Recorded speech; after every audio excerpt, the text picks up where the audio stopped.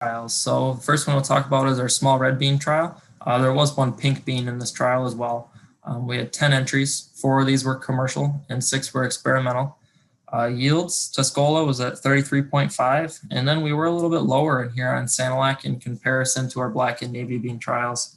Most of this was attributed to some root rots that we did have come in that did affect these small red bean trials to a little greater extent than our other two. And then Bay County location did have some of that as well. It came in about 20 bags per acre. There's not too much news as far as new in this small red trial. We have Viper, that's been our standard for a good number of years, that statistically broke away from the remainder of the pack and also owns that 90th percentile, so to speak. We do have a few other new ones here that are well within the conversation, especially when we talk about our 3-year averages of Caldera and Cayenne. There are some other benefits to Cayenne specifically as some improved plant architecture. And that has some real sustainability compared to like a Ruby, a Caldera, or a Viper. So when we look at our 3-year averages, these bars actually go the opposite way. We have our Viper as our standard here on the far right, representing 100% yield. This does statistically group with Cayenne. Numerically, it's 4 to 5% behind Viper, but statistically those are the same. And then we have Caldera and Ruby coming a little behind that. And when we convert these percents into actual yield, it's about a 1 to 4 bag type advantage that Cayenne and Viper do have over Caldera and Ruby. But like we said before, there are some plant architecture type problems, specifically with Ruby, that it doesn't have very good sustainability. It can create some issues that Cayenne really excels in. And Viper would be somewhere in the middle between those two, but definitely has some upsides on the yield potential side with Viper. So small reds were actually the test type variety that we used for quite a few of our fungicide trials this year, utilizing the variety Viper. Viper, like we said, has some really excellent yield potential and plant growth. You can see here in the picture, it's a pretty good fungicide type plot when you want to make those applications. Blossomed all the way up to the top in full rows. You have a pretty good likelihood of white mold infection given the right conditions. So the first one we'll talk about is Propulse for plant health. This was looking at some lower rates of Propulse, trying to target some applications maybe where we don't get white mold infection, dry land type conditions. Not under irrigation, to see if there is a benefit from those Propulse applications, when we're not in severe white mold conditions. And we also looked at a product called Delario, alone and in combination with Propulse. All of these treatments did have 2 applications. So the first application was an R1 and the second one was 7 days later. When we look at yield data, we have untreated as our far left. It came in about 32 bags per acre. And these are combined across 2 locations in Bay and Tuscola County. We did see a positive response from applying Propulse twice at 6 ounces per acre each time. And that did group together with Propulse at 8 ounces, as well as Propulse at 10.3 ounces applied. All of these applied twice. So we didn't see a rate response in yield this year, which isn't too big of a surprise as we did not have severe white mold infection in any of these plots. It was below 30% or so for both locations of this trial. Delario followed by Propulse. We did not see a benefit from that tank mix with Delario. Then we applied Delario twice by itself. We did not see a positive yield response from our untreated control. If we look at what effects this did have on our white mold infection, across those locations, we were just under 30% infection for our untreated. But we did see a great response with Propulse as we went from 6, 8 to 10.3 ounces. We had better management numerically and some statistically of that white mold infection that we did not see with Delario in that combination. The odd kind of takeaway was that Delario applied alone twice. We did have relatively low type white mold infection, but we did not see that positive yield response that we did with Propulse. It is important to keep in mind that these are relatively low numbers for white mold infection. which was the target of these trials. But when we look at products as far as white mold management, we'd like to see those infection numbers a little bit higher. So then another 2 locations of fungicide trials in both Sanilac and Huron County utilizing Viper small reds. Both of these locations had 6 treatments consisting of untreated, Propulse, Endura, Omega, and then plus some alternate combinations and timings looking at both of these locations. And we also looked at both single applications as well as double applications.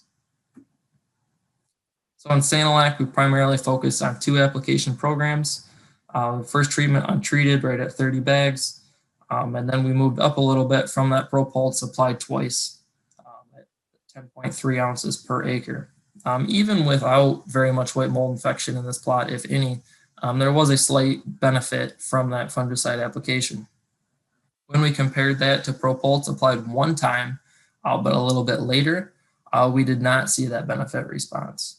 So this year, the A application appears to have drove our positive response from Propulse, and that application that was 7 to 10 days later, we did not see that benefit, which is interesting because that was something that we had found last year.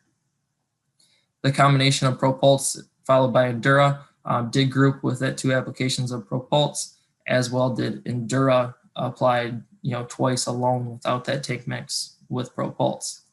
Omega also grouped in there, which is something that's not too surprising, as we generally do find that the Endura, Omega, and Propulse perform pretty similarly. And then in our last fungicide trial that we looked at up in Huron County, this focused more on 1 application type programs. We have untreated right at 35 bags, and then 1 application of Propulse, 10.3 ounces applied at R1, did have a positive response, pushing our yield to just over 40 to 42 bags per acre.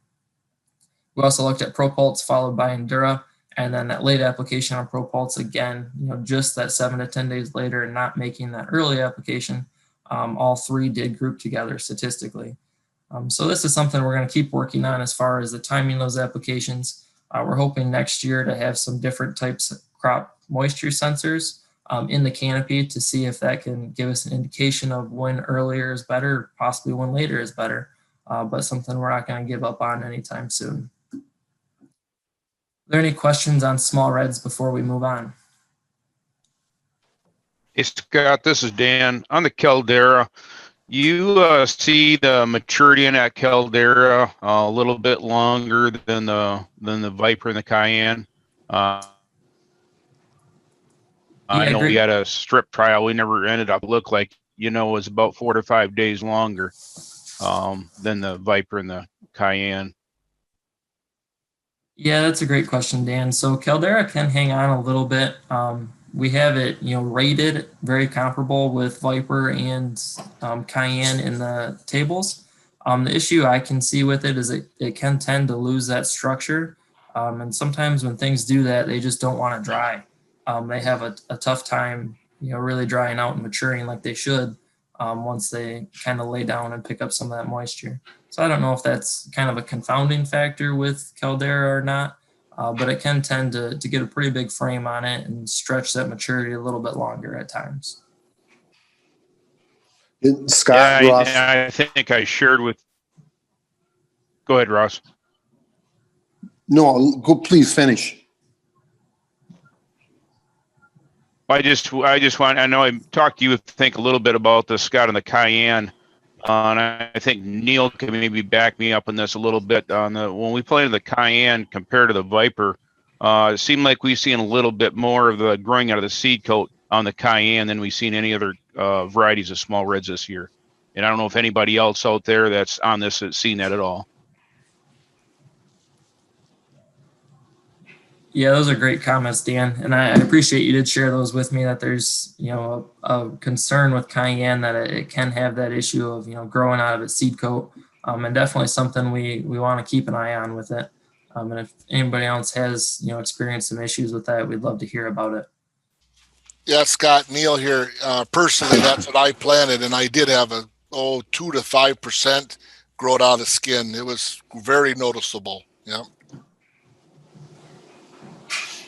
Scott, Ross here, and it's on how you interpret these results. I got two very quick questions. My first would be the small red class of beans. Mhm. From the interpretation I have, planted same date, same field, that small reds will get more root rot than other classes.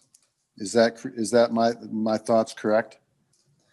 That is something that we've seen within the trials, and sometimes it is difficult to tell, whether that's a true, variety type response or class response, or if it's just where those spots are in the field that, pick up some more root rot than others. Anecdotally, I would say that they can be a little more sensitive than if we compare them to blacks. Yes. And then it's been a long history of PRAB that we use fungicide for plant health. And do you interpret your results would be the same again? What's your opinion on that? Fungicide for plant health, not for white mold. Yeah, I just want to make sure I understood you that we do not use it for plant health, or that we do? That we are not seeing a positive response in yield. How did you interpret what you saw there? Yeah, so generally I've been of the opinion that we do not see a benefit from those applications when we do not have white mold. Looking at, 2 applications of these fungicides in, pretty mild white mold type situations. Okay, so that was my next question. You're saying it was mild. I thought you said that had somewhere around 30% white mold or something of that matter.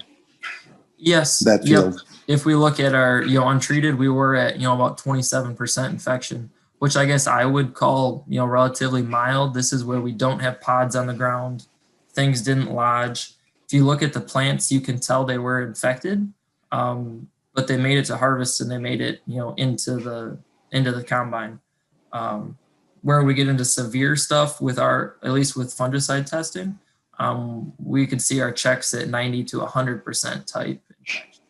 And that's generally where we're doing our fungicide testing.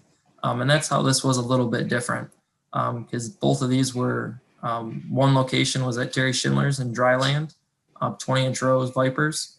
And then the other one was in Tuscola County at Benarski's in those same 20-inch rows without irrigation. So I would still be of the opinion that if we had 0 white mold, 0 other plant diseases, generally we don't see an economical type response from fungicide applications. However, this trial does indicate that even with a little bit of white mold, we did see that benefit. Thank you. Scott, this is Keith. I guess just following up on Ross's question a little bit, do we think that when you look at Delaro, is Astrobi having some effect on yield in Delaro? Because the white mold control is better, but then the yield seems to drag. Is there any thoughts or reasoning on why that could be? That would be my tentative opinion with Delario right now, and I'm glad we got it into these trials to test it. We did look at 2 different rates with Delario, a lower 5.7 rate and then the full 12-ounce rate. We did not see a rate type response to that at either rate, whether it was positive or negative. But this does indicate that, potentially we're picking up a little bit of yield drag with that Delario application. Even though we had relatively good control of our white mold infection, better than our high rate of propults, we didn't see that yield response. So those could be a little bit antagonistic of each other. Thank you.